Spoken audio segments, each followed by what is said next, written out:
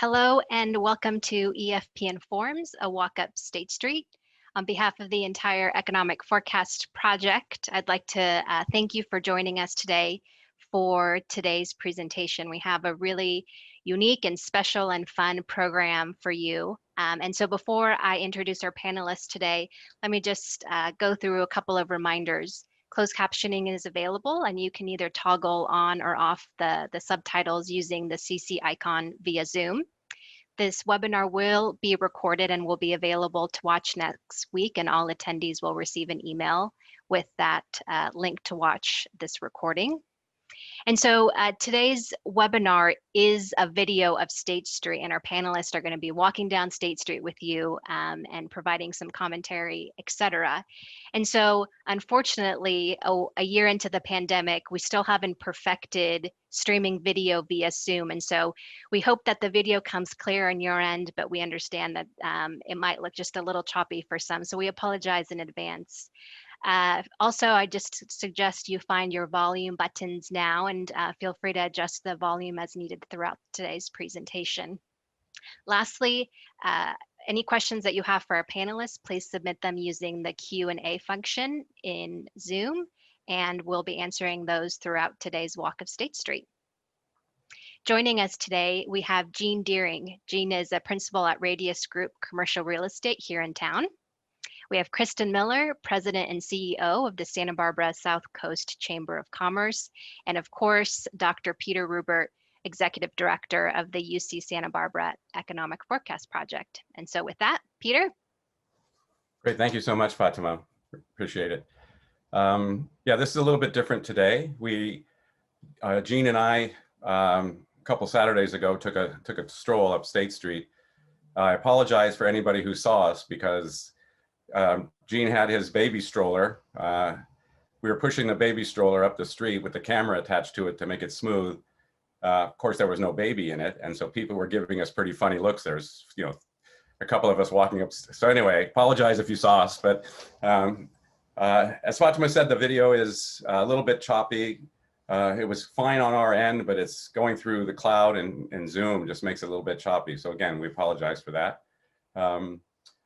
I really thank Jean and Kristen for being on. We're going to talk throughout the video, and if you do have questions, feel free to put them in the Q&A, and I'll try to monitor it as best I can to get some of the questions answered. And with that, let's roll the video. All right, perfect. Thank you, Peter, and thank you to the Economic Forecast Board for having me on here. So what we're doing right now is basically we're starting with our back to the ocean and we're walking up State Street. And the best way to see the new State Street, as I like to call it, is through video from the street level. So these first couple blocks of State Street are, part of the waterfront area of State Street, and they're very healthy. Thank you to Michael Rosenfeld for developing the Hotel Californian. It was probably a decade of a hole in the ground there, and it's great to have these beautiful buildings, and they did a great job building out the space and creating smaller retail spaces within the Hotel Californian development. And I feel like this waterfront area, no one's too worried about in terms of vacancy or lack of traffic.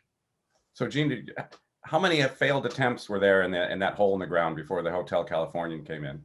It seemed like a very long time, and it was a complex and challenging project because there was a land lease and a lot of moving pieces. So thankfully, the right group was selected, and Michael Rosenfeld was able to make it happen. Here we'll cut to the first of a couple of our 2-minute interviews from a number of business owners along our walk. Welcome to Hotel Californian. I am Warren Nocon, Managing Director. Hotel Californian is downtown Santa Barbara's newest luxury hotel. We opened in September 2017, and we are comprised of 121 guest rooms, a spa, multiple restaurants, multiple wine tasting rooms, banquets, the Visitors Information Center, of course, McConnell's Ice Cream. When the pandemic hit us in March of 2020, it was a kind of a scary time. So we got our senior leadership together and kind of discussed through it and realized at that time that we need to do our part to flatten the curve and to help reduce the spread of this oncoming pandemic. So we made the very difficult decision to shut down and suspend operation at most of the hotel, with the exception of Goat Tree Restaurant. Now, Goat Tree is our community cafe marketplace, also serves brunch and dinner. And the reason we kept that open was because most things had shut down, and we wanted to make sure that the community had an opportunity to grab a cup of coffee, a slice of goat cheesecake, maybe some lunch or some dinner. So we were doing delivery for the first time, we were doing to-go meals for the first time, and that suspension of operation lasted about 10 weeks before we reopened in June. And really, the summer in Santa Barbara, while it's not a regular summer as busy as it normally is, was relatively successful. And I contribute that to the closure of State Street and opening of, if you will, the Promenade and these outdoor dining areas. And it gave our guest reception agents and our front of house agents something to talk about. This is great. And so in that, the Funk Zone and even our property started to develop an outdoor dining area as well. So it really worked, and it was nice to see the entire Funk Zone as a community really treat the pandemic as something serious. So you saw social distancing, you saw masks everywhere. Then in October and November, things started to surge again. So we got the team back together, and we decided again in mid-December to suspend operations one more time, which lasted another 8 weeks. And so now I'm proud to announce that we're back open. The hotel is open again. Goat Tree is full service. We're working with the city and the County Department of Health to make sure that we keep everything going the right direction so that we can really reopen for full weddings and open the spa and our other restaurants. But it's a very interesting time, but we're very supportive of the way the city has gone about operating under this pandemic. Great. And so, like Macys is a big question mark on the 700 block, the hole in the ground that has become the Hotel Californian was a big win, and hopefully we can see some wins as we go up State Street. And here in this lower waterfront area, you've got wider sidewalks and 2 lanes of traffic, but great to hear that the Hotel Californian staff is directing people to downtown State Street, because that was something that wasn't happening 18 months ago. Here we're going to pan to the left and we'll look across at Finis, and they're our next interview. They've done very well down here in the waterfront, and good to get their take on this new State Street. Hi, my name's Brad Finnifrock from Finis Craft House and Kitchen, and I was going to answer a few questions about State Street closure and how it's affected our business.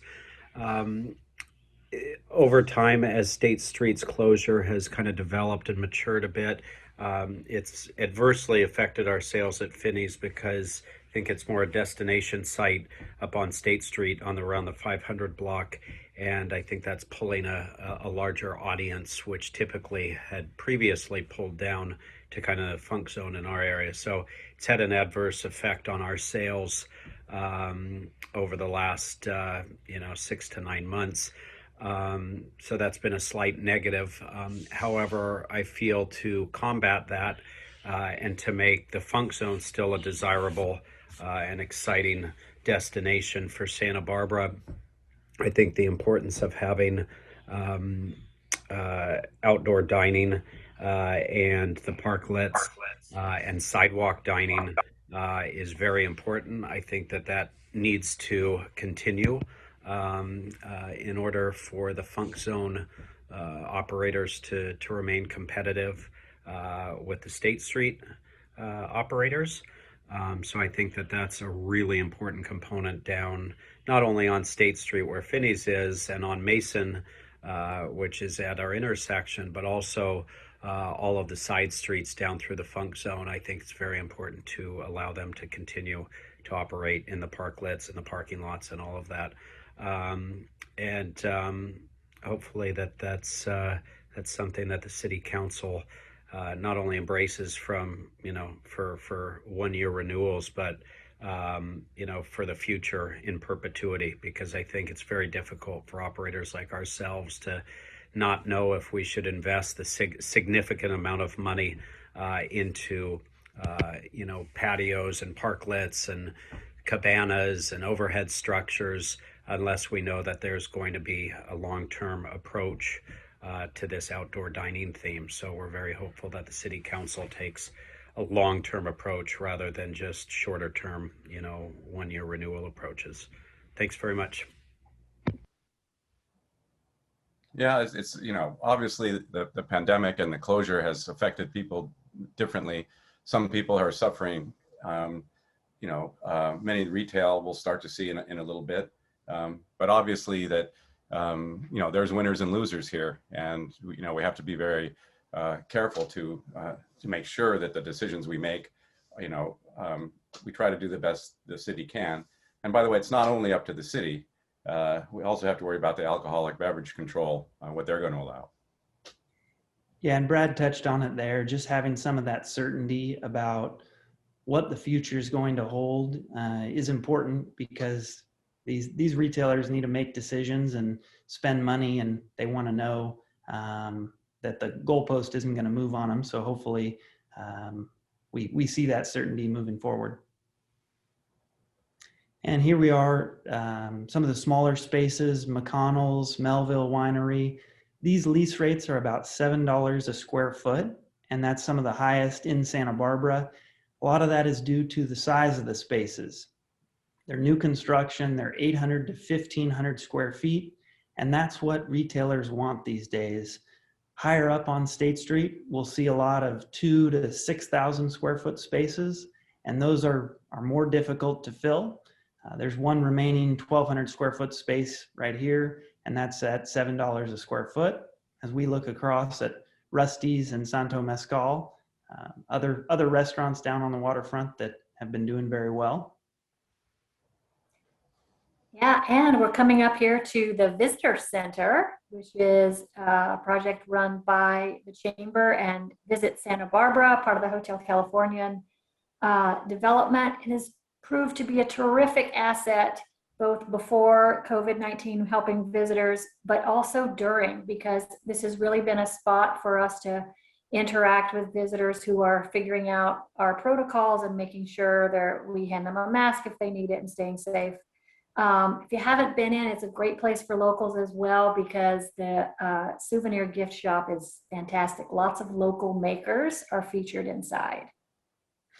Perfect. And so now we're coming up to State and Yananali, and what is interesting here and how retail often works is there's no sign saying this is the entrance to the funk zone, go to the right. There's no architectural element. The funk zone just sort of grew, and in contrast to some of State Street, it happened on its own down Yananali. We cross and see a guy on an electric skateboard, and we're seeing more and more different ways people travel around State Street, which I think is great, keeping the activity high. And then we're coming up here to Captain Fatty's and Corazon, which is a concept we're seeing more and more of, where various retailers will split a larger space. It helps keep the overall rent down. And I think it's a way to fill some of these larger spaces, which individual tenants may not want 3,500 or 4,000 square feet themselves. And as we look to our left here, we see the Fish Enterprise building. This building has had an interesting last 18 months. It's actually sold twice, and the large format dated restaurant will now become a high-end tech office. So that's a transition we're also seeing on State Street, where retail space is becoming office. It sold for $3.5 million, which is just about $600 a square foot. Yeah, so now we're entering my least favorite part of on State Street. It's going under the freeway. The underpass is, it's very narrow, it's dark, it's loud. There's ways to fix it. I mean, my suggestion, and Gene pointed out that there was a charrette back in 2020 So the idea is to do an overpass, a pedestrian overpass with, architecturally beautiful. It can say "Welcome to Santa Barbara" on it, and the tourist can walk up over the freeway, and from the top there, they'll be able to see the ocean, look back the other way up State Street. And I think we're putting a link up on our page to, how big was that charrette, Gene? 300 pages or something of a charrette of many designs, very inventive ideas. But you can see now, what it's like going through this tunnel, I call it, and super narrow, dark, damp, smelly. To me, this is something that it doesn't give us a very good welcoming to tourists who are walking up State Street from the beach. Yeah, and we want to make sure that the waterfront and the funk zone is well connected to downtown State Street. And this experience that tourists and locals have is not great. So whether it's widening the sidewalk here, also reducing the traffic from 4 lanes to 2 lanes, this will help slow down traffic and noise. So I know this is on the city's radar, and hopefully it's addressed here quickly, because it's a weakness we have. And and also, if you look now to the right, all you see is a concrete wall. There are shops and restaurants up on top there that you can't really see. They have no real visibility on that side. Yep. But isn't somebody also talking about a light show before? If we, while we wait for the overpass, we just need a place for Instagram. There needs a better spot for selfies while you're walking up. Yeah, if it was an interactive light show, I mean, you think of the Michael Jackson Beat It video where he walks on the ground and the floor lights up under him. That's the type of thing that I think, everyone would like to go down and put on social media. And I think it could be a fun way to attract people to go from the funk zone down to downtown State. And on our right, the Casablanca building, this property sold a few months ago for $6.3 million. That's about $450 a square foot. So look for that property to be revitalized a little bit as we come to State and Gutierrez here. And so looking at this being the 400 block just ahead of us, that block is not closed to through traffic, and we'll be able to see the contrast between the 400 block not being closed and what's happening on the 500 block. Yeah, I mean, there's a lot of controversy over which blocks got closed, and many of the store owners and on the 400 block have been asking to close that to cars as well. One of the issues that the city is dealing with is how do emergency vehicles get down onto Cabrillo. So for now, it's going to be, I think it's going to be open to cars for a little while longer till they can figure that out. Of course, I have a great idea, which is to put the fire station and a police station down where the old carousel used to be, so the firemen and the police get to see the beach. And on our right here, we're going by the former Staples property, and a developer named Peter Lewis is working to build 84 residential units in the parking lot behind the building. And as so many of us believe, housing is the key to revitalizing State Street. So hopefully Peter's able to complete that project, and we can look at a couple other sites where we can bring more housing down to State Street, because developers, they need scale. There's only so many larger projects, larger parcels that can enable building enough housing to make it worth the developer's while. Because if the economics don't make sense, it doesn't matter, how nicely State Street's designed, we're not going to see those projects come to life. So Gene, about how many apartments are there on State Street right now? Right now there are very few. And part of that is because a lot of the parcels are small, narrow parcels that are very deep, and it's expensive if you wanted to build 1 to 2 apartments above the retail. And with some of the initiatives the city has, they're trying to encourage developers to build smaller apartment units, and hopefully we're going to see more of those on a couple of those key sites.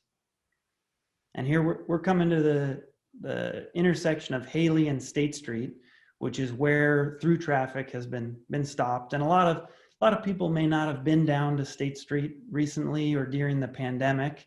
And we thought it's important to show sort of how lively this block and a number of others are, because this new State Street is fun and it's exciting, and it's nice to have some good news and some positive momentum on State Street.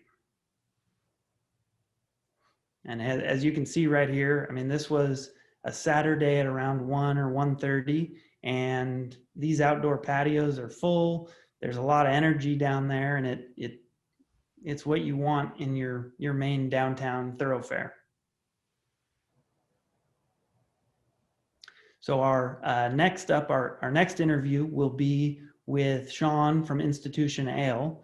They're in the middle of the 500 block, and when they signed their lease, there was some, not great news on State Street. They took a risk in taking the old Pierre Lafon space here, and they actually just recently leased the land right next door to build a beer garden to further expand their patio. And I think they're a group that's very pleased with State Street being closed. And here you can get a look at some of the other different parklets, different looks that different tenants have as they've put up these parklets on short notice. And this is one of the areas where we're so interested in keeping that creativity and the uniqueness that each business has put into their parklets. Of course, as this becomes more permanent, we're going to want guidelines, but we hope it doesn't make it too uniform. Here's Sean. Hey guys, my name is Sean Smith and I'm with Institution Ale Company. Institution is a family-owned and operated brewery with locations in Cabrillo and Santa Barbara. Our Santa Barbara tap room is located at 516 State Street, and we've been there for about 2 years now. For those not familiar, we have 20 plus beers on tap that are all made in-house at our Cabrillo production facility, and we also serve soft-baked pretzels and pizzas. Also, we're opening up a beer garden right next door to our State Street location, which will be a big 5,000 square foot outdoor dining beer garden, and we're really looking forward to that, and it should be open in just a couple of months. Like all restaurants, we've been dealing with the impacts of COVID-19 for the last 12 months or so.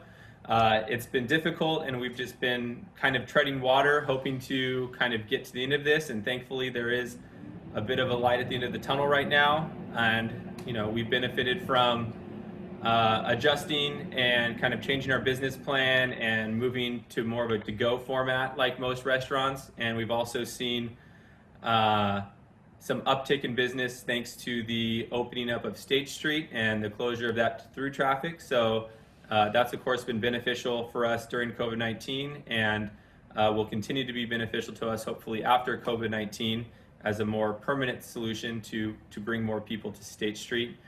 The impacts of COVID-19, you all know, it's been devastating to most industries, but specifically the restaurant industry. And that's just what we've dealt with every day for the past 12 months now. It's just a balancing act of still creating an inviting atmosphere for our guests and giving our guests not only a good quality product, but also a nice, fun and inviting experience when they're dining outdoors with us.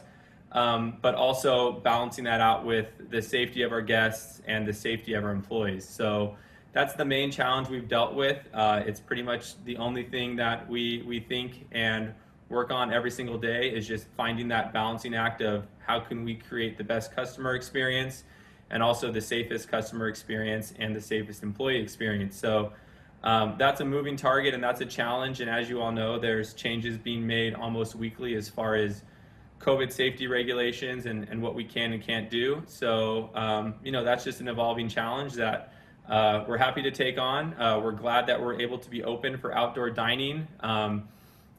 Dining outdoors on State Street is a great experience for customers. So even though that experience kind of came due to the pandemic, I think customers, really enjoy that, and they don't see that as a negative to versus dining inside. They see that as just a positive experience that they'd gladly do even if they were able to dine inside. So we're thankful for that, and we'll just keep plugging along, and hopefully in a few months now we could return to somewhat normal operation, and we're looking forward to it. Cheers, guys.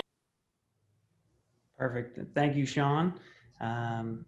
Next up in sort of the deal frame on the right here was the old Scientology building. It's a 3-story property that had very little activity in and out, and it had sold last year for $5.7 million, which is $430 a square foot, and that's going to become a boutique hotel.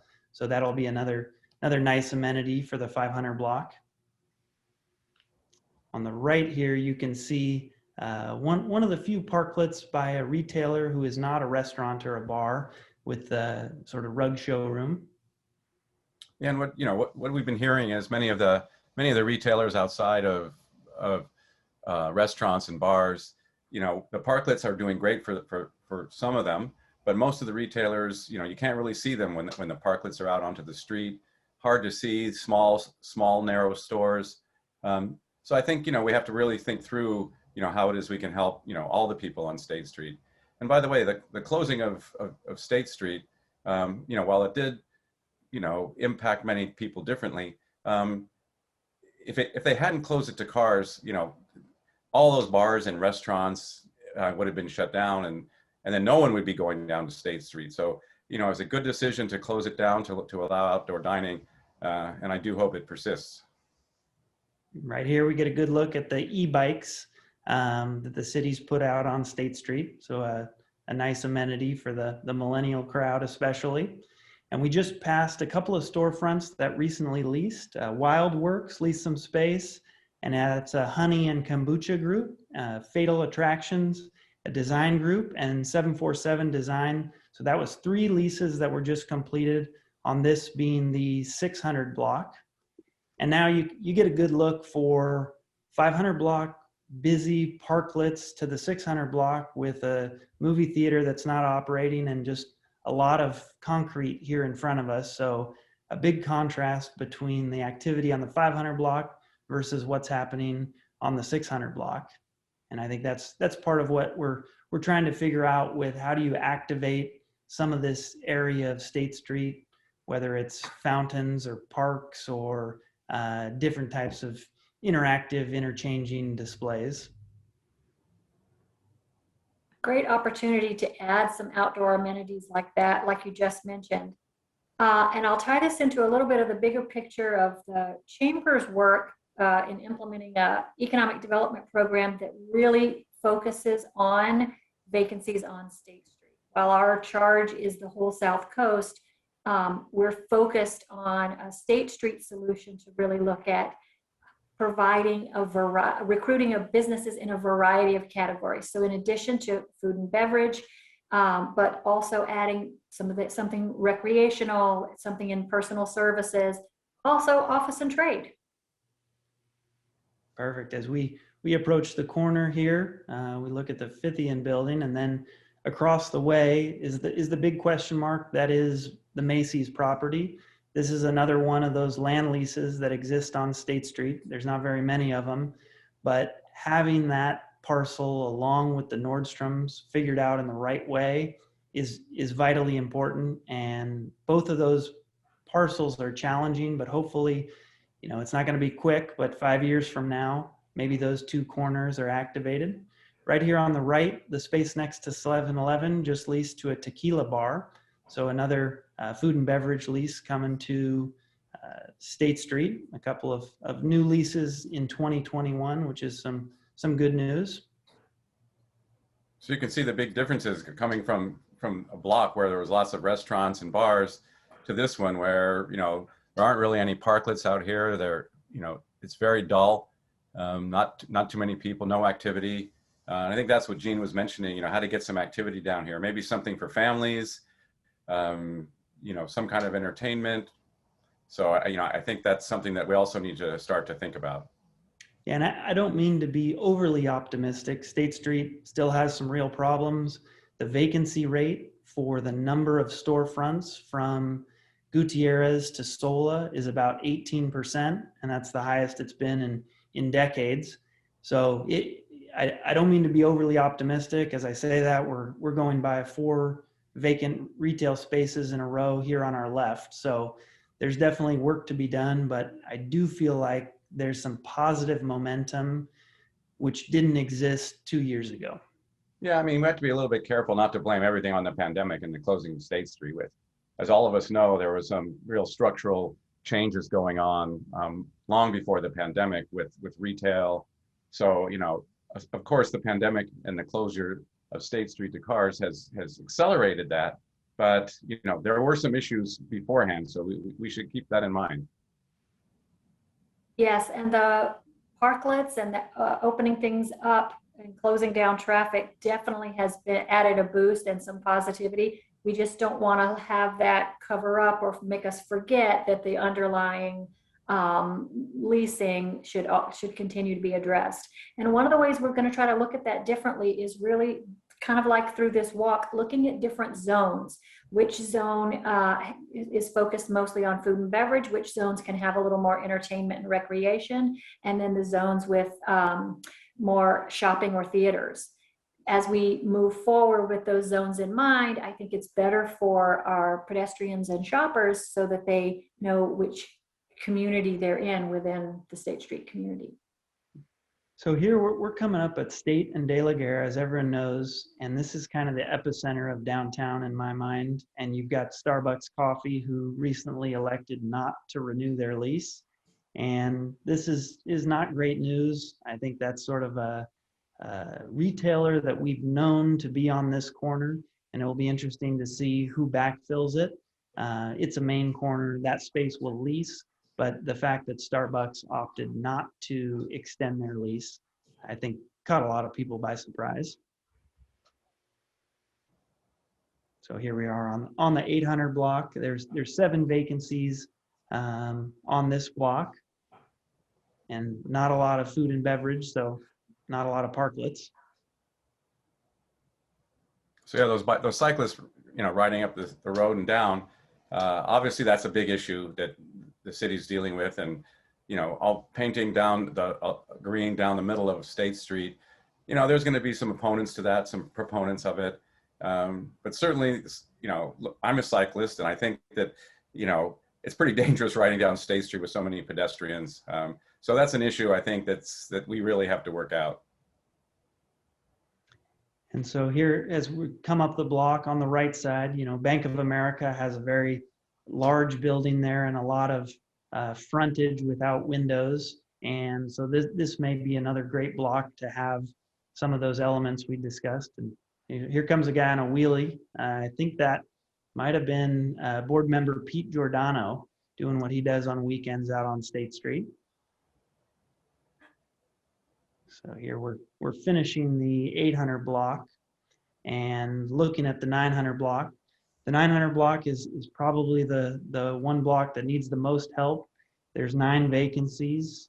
Everyone knows the Forever 21 building there on our left, which is a larger building with multiple levels. And hopefully we find another Amazon to come in, and it could become tech office. But it's another one of those key pieces along State Street.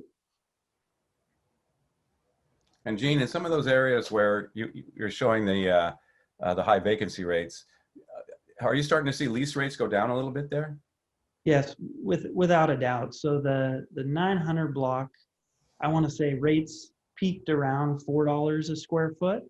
And that was back in 06, 07. And now maybe they're in the mid 2s. And what that lease rate reduction does is it opens office tenants or new creative retailers, sort of opens the door for them to take a chance on a space. So I think it's healthy that those rates have come down, and we may see them come down further as soft goods spaces, meaning non-retail restaurant, are that market remains incredibly soft right now. There's not a lot of retailers out looking. This block is also impacted by a closed movie theater. You know, that movie theater is a big draw, and when hopefully they're able to reopen here soon, that'll help along State Street, because that's a lot of traffic. And with State Street being closed, I do feel like more families are willing to come to State Street. And so those movie theaters may help activate things even more, because some families 2 years ago might have been a little reluctant to bring their family down here. And as retail is about great retailers, having Apple here, and they're sort of by appointment only right now, having Apple on this block is a great thing because they're a major draw and they're just a great retailer. And on that note, you know, we can figure this out. Retail is not dead, and there are places in America that are doing well and businesses that are surviving COVID and changing and adapting. As long as we change and adapt too, I think we can figure this out. Yeah, I mean, I think a lot of people believe that retail's dead, but if you look at e-commerce as a fraction of all retail sales, it's still only about 14–15%, because lots of things are in there that people do not buy online, including things like restaurant meals and various things. So, you know, we're going to see different changes. And, you know, speaking of that, Kristen, is the chamber reaching out to like big brand names, or small unique stores? What's the strategy? It's a variety, and the strategy is based less on whether it's a brand name or not, and more on whether their sales match our number of people. So, you know, we really don't have that many people in our shopping area that are enough to bring high sales companies without including tourism. And so we love having visitors come because they sort of fill in that gap so that we can look at a larger variety of retailers. Now we'll hear from George Lease, Montecito Bank and Trust, our next 2-minute interview. Hello, I'm George Lease, President of Montecito Bank and Trust. And I wanted to welcome you to our downtown branch located on the corner of State and Cabrillo. And I wanted to share a few observations about how business changed at our bank and in the community as a result of the COVID-19 pandemic. You know, first, when the city closed down, very, very tough for me as a guy that is in the community a lot to see State Street turn into a ghost town. It was very, very difficult and tough, and see many of our friends and businesses close, some for good. Second, you know, we're in our flagship branch. We don't see a lot of clients here today. So we had to pivot and be sure that we could deliver our banking services in a safe way. And we gave our clients a choice. They could come here in the branch because we kept our branches open through the entire pandemic, or we let them interact with us through their iPhone or through their personal computer. And all of those have been working out really well. As the largest community bank in the city, our participation in the PPP lending program, I feel, was a real milestone for us. You know, in the first round, we were able to generate almost $200 million of PPP lending to about 1,800 businesses, 300 of those not Montecito Bank and Trust clients.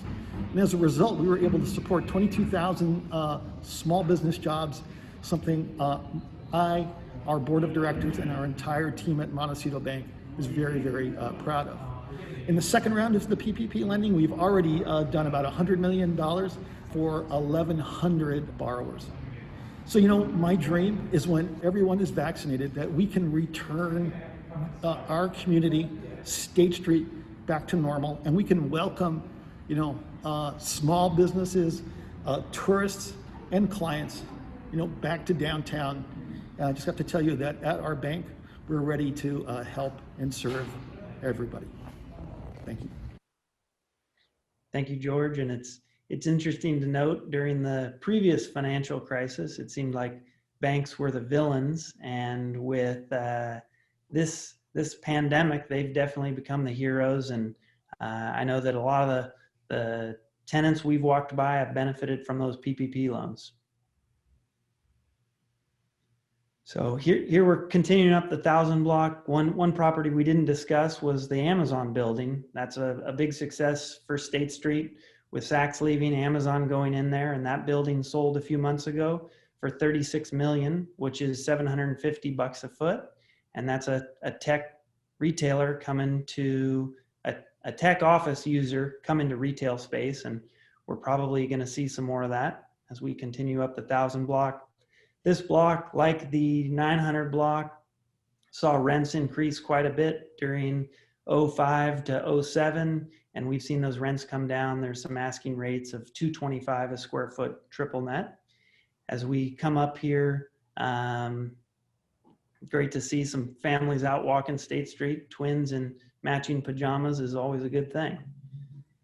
We'll come up here and have our next interview with Dave from Santa Barbara Travel. They've been on State Street, I want to say, for just about 70 years, so great to get his perspective.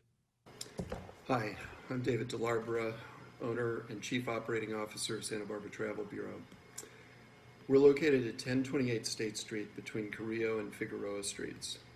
Our company was established in 1947, making us one of the oldest continuously operating businesses downtown. During that time, we've seen lots of changes, but none as dramatic as the closure of State Street and turning it into a pedestrian promenade. While the current condition of State is a bit unsettled, we're excited about the prospect of the city making the promenade permanent and integrating the AIA design charrette elements into the streetscape. As a business owner, my primary concern is the pace at which the city will move forward, making the financial and infrastructure investments that will fill in the vacant storefronts and reinvigorate downtown Santa Barbara. The current tangle of parklets, pedestrians, bicycles, skateboarders creates confusion and is a potential hazard. Having said that, the opportunity that the redesign of State Street presents is tremendous. Activation of the paseos, public art, music, and events will create a new energy and excitement downtown that will be a magnet for visitors and locals. Time is of the essence for the city to move forward to find the funding and political consensus needed to make this a reality.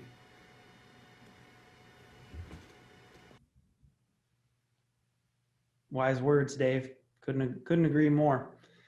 Yeah, I have to say, truthfully, I'm not a fan of the term promenade for State Street, but that's my own thing. So, so we need something more catchy, something that doesn't remind me of Santa Monica.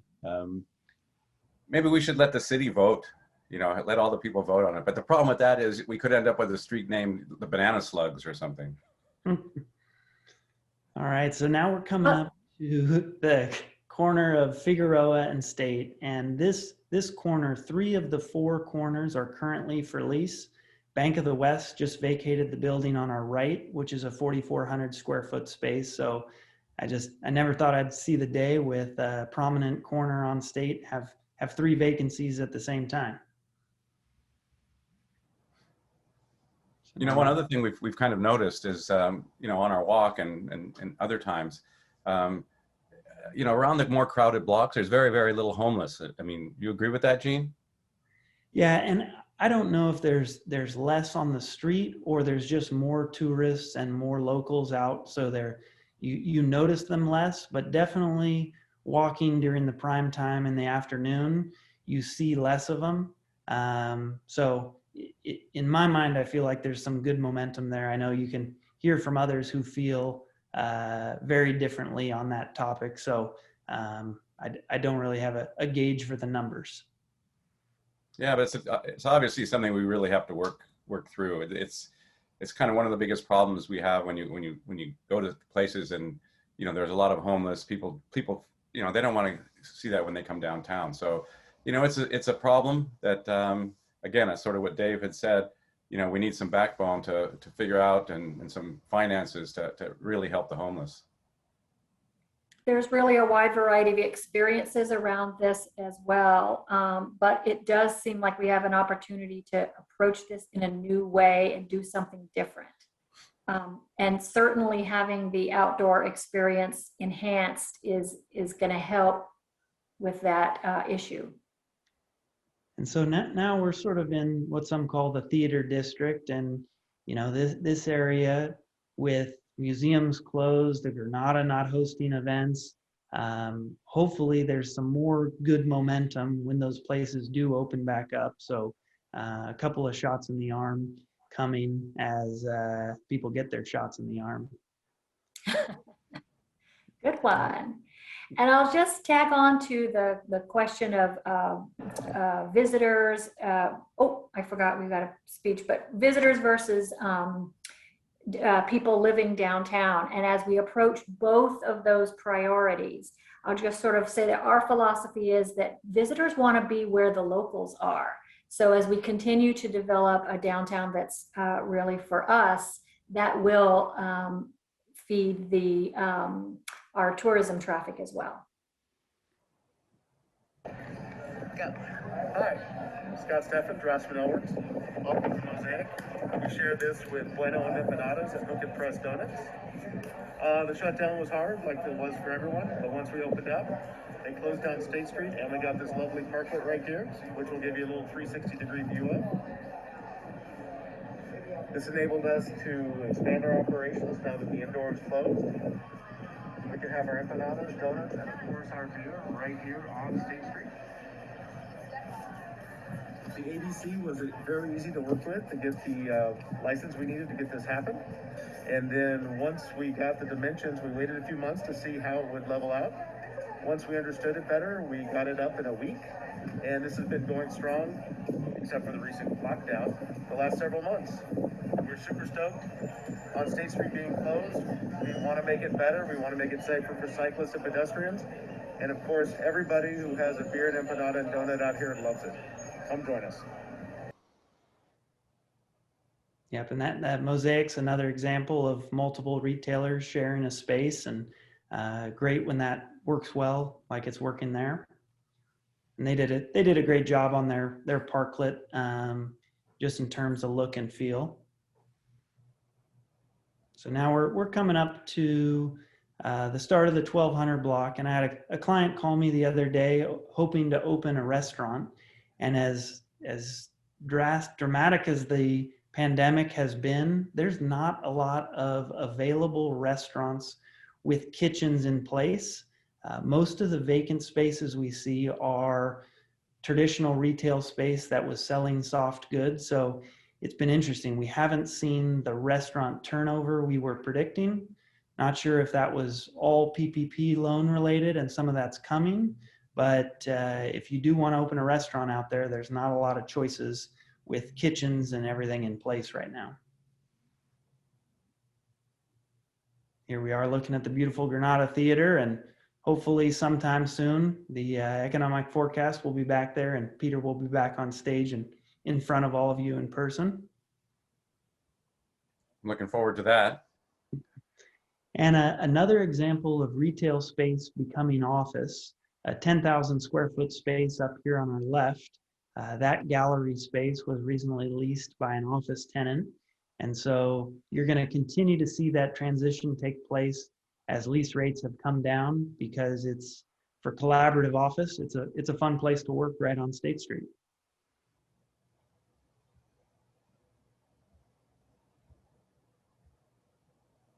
Coming up here, we've got the Arigato Parklet, and they did a great job with theirs. And I think once everyone knows this is going to happen in perpetuity, you're going to see some even more creative and sort of luxurious parklets.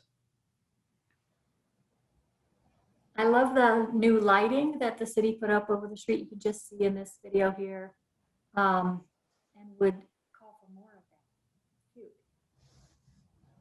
Yep, and then as we're finishing our walk, we're going to stop right up here at Victoria Street.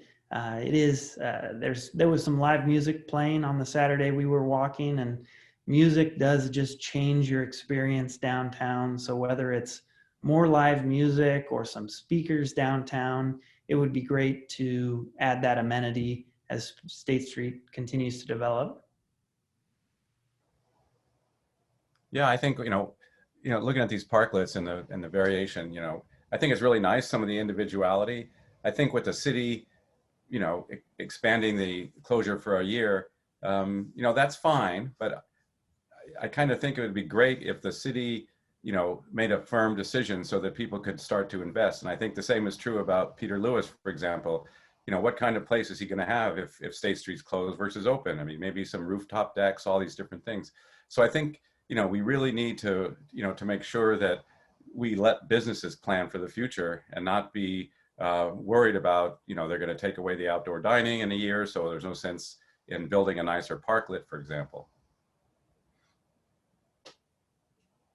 Perfect. So that's sort of the end of our walk. I see a number of questions in the chat box.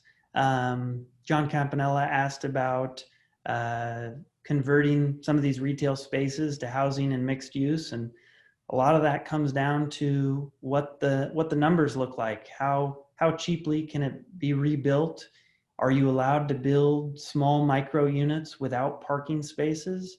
And making sure that there's a big enough carrot out there that developers are willing to take that risk. Another one, but the bike lane down the middle of State Street. Me personally, I grew up in Davis, which is a biking town. I would like to see bikes continue to remain on State Street, just because you wouldn't want that traffic to be diverted to Anacapa or Chapala, in my mind. One of the questions about lowering lease rates, yes, we've definitely seen that. And I think we're going to see landlord incentives continue to grow, whether that's free rent or the landlord willing to provide a tenant improvement allowance, meaning money for a tenant to build out their space. Because if we as a community want great retailers, you think of like a Handlebar Coffee and the job they do, we need to make sure the city, the landlords embrace that new creative tenant that shows up and says, hey, I want to do something special here. And how can we remove as many roadblocks as possible, which is, there's a lot of the State Street buildings are older buildings that don't have fire sprinklers. They aren't upgraded. So a tenant and a landlord become afraid that work may trigger bringing the entire building up to code, which could take years and a lot of money. Ruben Lopez asked about the Forever 21 building and converting that to residential. Part of the trouble with some of those bigger boxes is window line. If you're going to rent a small apartment, you need to have a window, and having the landlord be able to do the project at a cheap enough cost that the return is worth investing all that money, or continuing to try to find a retailer or an office tenant to lease what's there. I mean, some of these places, like you said, Gene, I mean, retrofitting sometimes in these large buildings is just not worth it. I mean, unfortunately, I think they're going to have to come down, and if the city is willing to to help out, I think that's a big deal, especially at a place like the Macys building. Yep, good point. Good point. Time for creativity. We have an opportunity to do things differently, and I think we're headed down that road. But being able to look at such a wide variety of options and solve some of our ongoing problems. Yeah. And today we focused on State Street today, but Gene, what are you noticing sort of upper State, or going past Victoria? We saw lease rates being, in the sevens, down at the bottom. They kind of got into the 2s and 3s and 4s. What happens if you keep going up? Well, the lease rates across the board for Goleta, Santa Barbara, Carpinteria, office, industrial, retail, those are the markets we track. The vacancy numbers on every market segment year to year are up. But as is usually the case, Santa Barbara just weathers these storms better than other places because we have high barriers to entry. We have no new product. So things in the commercial front are surprisingly normal. Leasing on State Street slow, downtown office leasing is slow.